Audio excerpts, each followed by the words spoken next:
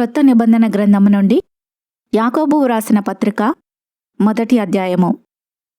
దేవుని యొక్కయు ప్రభువైన యేసుక్రీస్తు యొక్కయు దాసుడైన యాకోబు అన్యదేశములయందు చెదిరియున్న 12 గోత్రముల వారికి శుభమని చెప్పి వ్రాయినది. నా సహోదరులారా, మీ విశ్వాసమునకు కలుగు పరీక్ష ఓర్పును పుట్టించునని ఎరిగి మీరు నానా విధములైన శోధనలలో పడునప్పుడు అది మహానందమని ఎంచుకొనుడి. మీరు సంపూర్ణులను అనునాంగులను ఏ విషయములోనైనను కొదవలేని వారునై ఉండునట్లు ఓర్పు తన క్రియను కొనసాగింపనీయుడి. మీలో ఎవనికైనాను జ్ఞానము కొదవగా ఉన్న ఎడల అతడు దేవుని అడగవలెను, అప్పుడది అతనికి అనుగ్రహింపబడును. ఆయన ఎవనిని గద్దింపక అందరికిని ధారాళముగా దయచేయువాడు. అయితే అతడు ఏమాత్రమును సందేహింపక విశ్వాసముతో అడగవలెను. సందేహించువాడు గాలిచేత రేపబడి ఎగిరిపడు సముద్ర తరంగమును పోలియుండును. అట్టి మనుషుడు ద్విమనస్కుడై తన సమస్త మార్గములయందు అస్థిరుడు గనుక ప్రభువు వలన తనకేమైనను దొరుకునని తలంచుకొనరాదు. దీనుడైన సహోదరుడు తనకు కలిగిన ఉన్నత దశయందు అతిశయింపవలెను. ధనవంతుడైన సహోదరుడు తనకు కలిగిన దీనదశయందు అతిశయింపవలెను. ఏలయనగా ఇతడు గడ్డి పువ్వు వలె గతించిపోవును. సూర్యుడు ఉదయించి వడగాలి కొట్టి గడ్డిని మార్చివేయగా దాని పువ్వు రాలును, దాని స్వరూప సౌందర్యమును నశించును. అలాగే ధనవంతుడును తన ప్రయత్నములలో వాడిపోవును. శోధన సహించువాడు ధన్యుడు. అతడు శోధనకు నిలిచినవాడై ప్రభు తన్ను ప్రేమించువారికి వాగ్దానము చేసిన జీవ కిరీటము పొందును. దేవుడు కీడు విషయమై శోధింపబడనేరడు. ఆయన ఎవనిని శోధింపడు గనుక ఎవడైనాను శోధింపబడినప్పుడు నేను దేవుని చేత శోధింపబడుచున్నానని అనకూడదు. ప్రతివాడును తన స్వకీయమైన దురాశ చేత ఈడ్వబడి మరలు కొల్పబడిన వాడై శోధింపబడును. దురాశ గర్భము ధరించి పాపమును కనగా పాపము పరిపక్వమై మరణమును కనును. నా ప్రియ సహోదరులారా, మోసపోకుడి. శ్రేష్టమైన ప్రతి ఈవియు సంపూర్ణమైన ప్రతి వరమును పరసంబంధమైనదై జ్యోతిర్మయుడగు తండ్రి యొద్ద నుండి వచ్చును. ఆయన యందు ఏ చంచలత్వమైనను గమనాగమనముల వలన కలుగు ఏ ఛాయ అయినను లేదు. ఆయన తాను సృష్టించిన వాటిలో మనము ప్రథమ ఫలముగా ఉండునట్లు సత్యవాక్యము వలన మనలను తన సంకల్ప ప్రకారము కనెను. నా ప్రియ సహోదరులారా, మీరీ సంగతి ఎరుగుదురు గనుక ప్రతి మనుషుడు వినుటకు వేగురపడువాడును, మాటలాడుటకు నిదానించువాడును, కోపించుటకు నిదానించువాడునై ఉండవలెను. ఎందుకనగా నరుని కోపము దేవుని నీతిని నెరవేర్చదు. అందుచేత సమస్త కల్మషమును విర్రవీగుచున్న దుష్టత్వమును మాని లోపల నాటబడి మీ ఆత్మలను రక్షించుటకు శక్తిగల వాక్యమును సాత్వికముతో అంగీకరించుడి. మీరు వినువారు మాత్రమై ఉండి మిమ్మును మీరు మోసపుచ్చుకొనకుండా వాక్య ప్రకారము ప్రవర్తించువారునై ఉండుడి. ఎవడైనను వాక్యమును వినువాడై ఉండి దాని ప్రకారము ప్రవర్తింపని వాడైతే వాడు అద్దములో తన సహజ ముఖమును చూచుకొను మనుషుని పోలియున్నాడు. వాడు తన్ను చూచుకొని అవతలికి పోయి తానెట్టివాడో వెంటనే మరిచిపోవును గదా. అయితే స్వాతంత్రమునిచ్చు సంపూర్ణమైన నియమములో తేరిచూచి నిలకడగా ఉండు వాడెవడో వాడు విని మరచువాడు కాక క్రియను చేయువాడై ఉండి తన క్రియలో ధన్యుడగును. ఎవడైనను నోటికి కళ్ళెము పెట్టుకొనక తన హృదయమును మోసపరుచుకొనుచు భక్తిగలవాడనని అనుకొనిన ఎడల వాని భక్తి వ్యర్థమే. తండ్రి అయిన దేవుని ఎదుట పవిత్రమును నిష్కలంకమునైన భక్తి ఏదనగా దిక్కులేని పిల్లలను విధవరాండ్రను వారి ఇబ్బందిలో పరామర్శించుటయు ఇహలోక మాలిన్యము తన కంటకుండా తన్ను తాను కాపాడుకొనుటయునే. 2వ అధ్యాయము.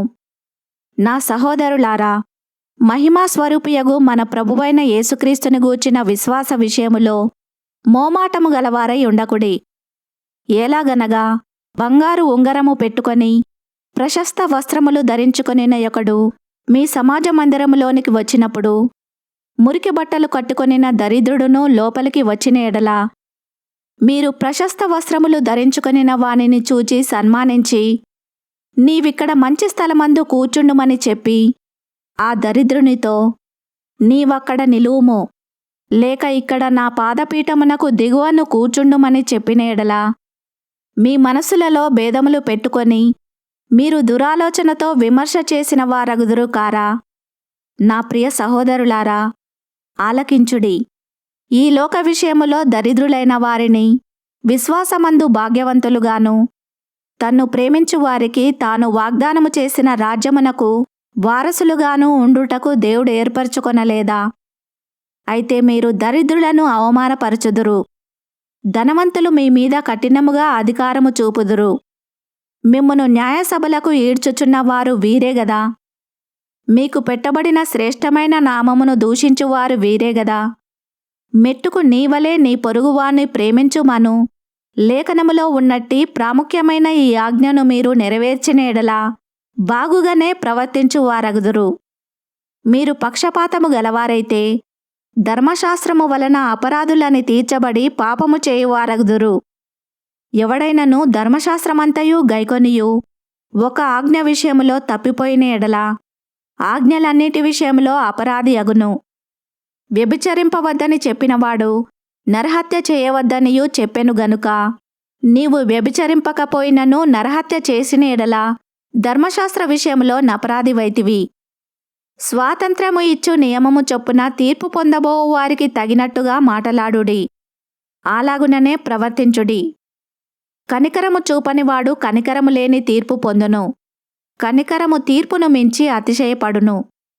నా సహోదరులారా, క్రియలు లేనప్పుడు ఎవడైనను తనకు విశ్వాసము కలదని చెప్పిన ఎడల ఏమి ప్రయోజనము? అట్టి విశ్వాసం అతని రక్షింపగలదా? సహోదరుడైనను సహోదరి అయినను దిగంబరులై ఆనాటికి భోజనము లేక ఉన్నప్పుడు మీలో ఎవడైనను శరీరమునకు కావలసిన వాటిని ఇయ్యక సమాధానముగా వెళ్ళుడి, చలి కాచుకొనుడి, తృప్తి పొందుడని చెప్పిన ఎడల ఏమి ప్రయోజనము? అలాగే విశ్వాసము క్రియలు లేనిదైతే అది ఒంటిగా ఉండి మృతమైనదగును. అయితే ఒకడు, నీకు విశ్వాసమున్నది, నాకు క్రియలున్నవి, క్రియలు లేకుండా నీ విశ్వాసము నాకు కనపరచుము, నేను నా క్రియల చేత నా విశ్వాసమును నీకు కనపరుతునని చెప్పును. దేవుడొక్కడే అని నీవు నమ్ముచున్నావు, అలాగు నమ్ముట మంచిదే. దయ్యములను నమ్మి వణుకుచున్నవి. వ్యర్థుడా, క్రియలు లేని విశ్వాసము నిష్ఫలమైనదని తెలుసుకొనగోరుచున్నావా? మన పితరుడైన అబ్రహాము తన కుమారుడైన ఇస్సాకును బలిపీఠము మీద అర్పించినప్పుడు అతడు క్రియల వలన నీతిమంతుడని తీర్పు పొందలేదా? విశ్వాసము అతని క్రియలతో కూడి కార్యసిద్ధి కలుగజేసెననియూ క్రియల మూలముగా అతని విశ్వాసము పరిపూర్ణమైనదనియూ గ్రహించుచున్నావు గదా. కాబట్టి అబ్రహాము దేవుని నమ్మెను, అది అతనికి నీతిగా ఎంచబడెను అను లేఖనము నెరవేర్చబడెను. మరియు దేవుని స్నేహితుడని అతనికి పేరు కలిగెను.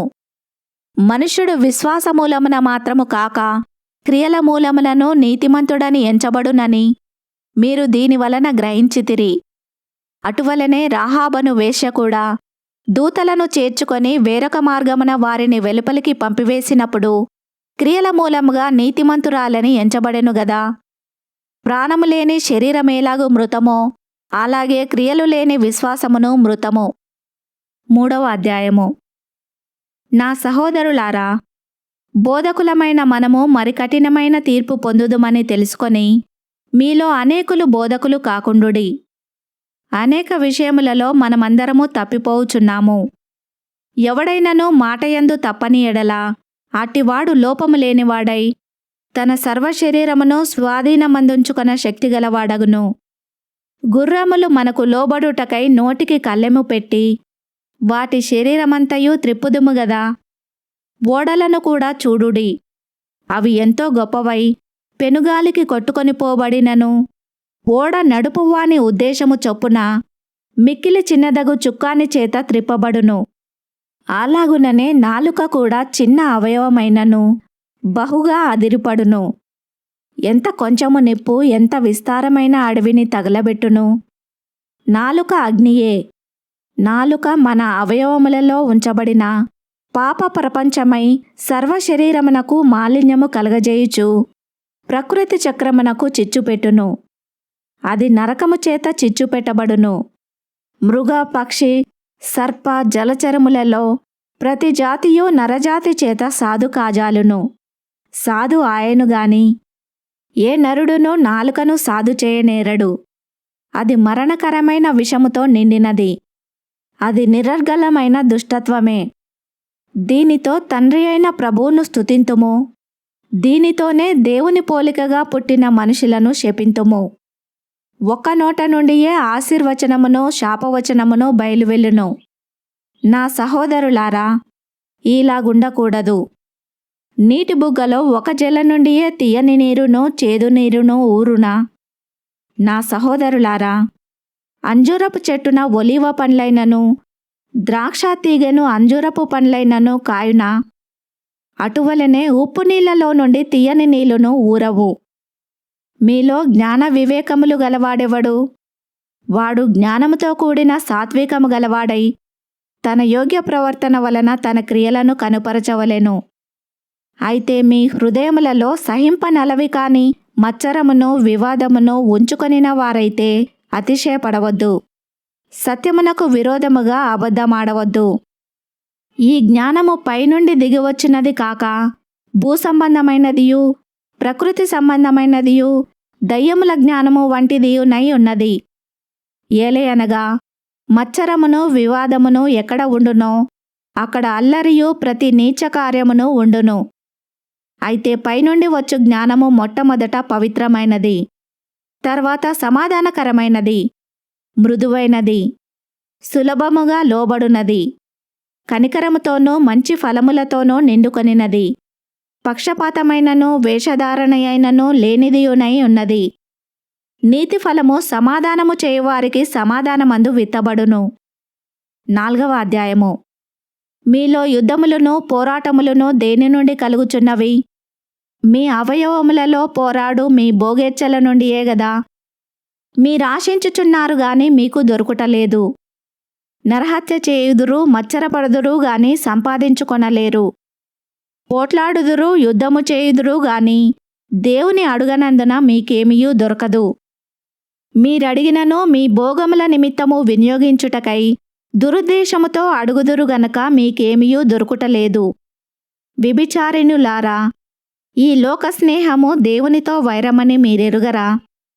కాబట్టి ఎవడు ఈ లోకముతో స్నేహము చేయగోరునో వాడు దేవునికి శత్రువగును. ఆయన మన యందు నివసింపజేసిన ఆత్మ మత్సరపడునంతగా అపేక్షించునా అను లేఖనము చెప్పునది వ్యర్థమని అనుకొనుచున్నారా? కాదుగాని ఆయన ఎక్కువ కృపనిచ్చును. అందుచేత దేవుడు అహంకారులను ఎదిరించి దీనులకు కృప అనుగ్రహించును అని లేఖనము చెప్పుచున్నది. కాబట్టి దేవునికి లోబడియుండుడి, అపవాదిని ఎదురించుడి, అప్పుడు వాడు మీ యొద్ద నుండి పారిపోవును. దేవుని యొద్దకు రండి, అప్పుడు ఆయన మీ యొద్దకు వచ్చును. పాపులారా, మీ చేతులను శుభ్రము చేసుకొనుడి. ద్విమనస్కులారా, మీ హృదయములను పరిశుద్ధపరచుకొనుడి. వ్యాకులపడుడి, దుఃఖపడుడి, ఏడుడి. మీ నవ్వు దుఃఖమునకును మీ ఆనందము చింతకును మార్చుకొనుడి. ప్రభు దృష్టికి మిమ్మును మీరు తగ్గించుకొనుడి, అప్పుడు ఆయన మిమ్మును హెచ్చించును. సహోదరులారా, ఒకనికి విరోధముగా ఒకడు మాటలాడకుడి. తన సహోదరునికి విరోధముగా మాటలాడి తన సహోదరునికి తీర్పు తీర్చువాడు ధర్మశాస్త్రమునకు వ్యతిరేకముగా మాటలాడి ధర్మశాస్త్రమునకు తీర్పు తీర్చుచున్నాడు. నీవు ధర్మశాస్త్రమునకు తీర్పు తీర్చిన ఎడల ధర్మశాస్త్రమును నెరవేర్చువాడవు కాక న్యాయము విధించువాడవైతివి. ఒక్కడే ధర్మశాస్త్రమును నియమించి న్యాయము విధించువాడు. ఆయనే రక్షించుటకును నశింపజేయుటకును శక్తిమంతుడై ఉన్నాడు. పరునికి తీర్పు తీర్చుటకు నీవెవడవు? నేడైనను రేపైనను ఒకానొక పట్టణమునకు వెళ్ళి అక్కడ 1 సంవత్సరముండి వ్యాపారము చేసి లాభము సంపాదింతము రండని చెప్పుకొను వారలారా, రేపేమి సంభవించునో మీకు తెలియదు. మీ జీవమేపాటిది? మీరు కొంతసేపు కనబడి అంతలో మాయమైపోవు ఆవిరి వంటి వారే. కనుక ప్రభు చిత్తమైతే మనము బ్రతికియుండి ఇది అది చేతమని చెప్పుకొనవలెను. ఇప్పుడైతే మీరు మీ డంబముల యందు అతిశయపడుచున్నారు. ఇట్టి అతిశయము చెడ్డది. కాబట్టి మేలైనది చేయనెరిగియు అలాగు చేయని వానికి పాపము కలుగును. 5వ అధ్యాయము. ఇదిగో ధనవంతులారా, మీ మీదికి వచ్చడి ఉపద్రవములను గూర్చి ప్రలాపించి ఏడువుడి. మీ ధనము చెడిపోయెను, మీ వస్త్రములు చిమ్మటలు కొట్టినవాయెను. మీ బంగారమును మీ వెండియు తుప్పు పట్టినవి. వాటి తుప్పు మీ మీద సాక్ష్యముగా ఉండి అగ్నివలే మీ శరీరములను తినివేయును. అంత్యదినములయందు ధనము కూర్చుకొంటిరి. ఇదిగో మీ చేలు కోసిన పనివారికి ఇయ్యక మీరు మోసముగా బిగబట్టిన కూలి మొరపెట్టుచున్నది. మీ కోతవారి కేకలు సైన్యములకధిపతియగు ప్రభు యొక్క చెవులలో చొచ్చియున్నవి. మీరు భూమి మీద సుఖముగా జీవించి భోగాశక్తులై వధదినమునందు మీ హృదయములను పోషించుకొంటిరి. మీరు నీతిమంతుడైన వానికి శిక్ష విధించి చంపుదురు, అతడు మిమ్మును ఎదిరింపడు. సహోదరులారా, ప్రభువు రాకడ వరకు ఓపిక కలిగియుండుడి. చూడుడి, వ్యవసాయకుడు తొలకరి వర్షమును కడవరి వర్షమును సమకూడు వరకు విలువైన భూఫలము నిమిత్తము ఓపికతో కాచుకొనుచు దాని కొరకు కనిపెట్టును గదా. ప్రభువు రాక సమీపించుచున్నది గనుక మీరును ఓపిక కలిగియుండుడి. మీ హృదయములను స్థిరపరచుకొనుడి. సహోదరులారా, మీరు తీర్పు పొందకుండు నిమిత్తము ఒకని మీద నొకడు సనగకుడి. ఇదిగో న్యాయాధిపతి వాకిట నిలిచియున్నాడు. నా సహోదరులారా, ప్రభునామమున బోధించిన ప్రవక్తలను శ్రమానుభవమునకును ఓపికకును మాదిరిగా పెట్టుకొనుడి. సహించిన వారిని ధన్యులను కొనుచున్నాము గదా. మీరు యోబు యొక్క సహనమును గూర్చి వింటిరి. ఆయన ఎంతో జాలియు కనికరమును గలవాడని మీరు తెలుసుకొని ఉన్నారు.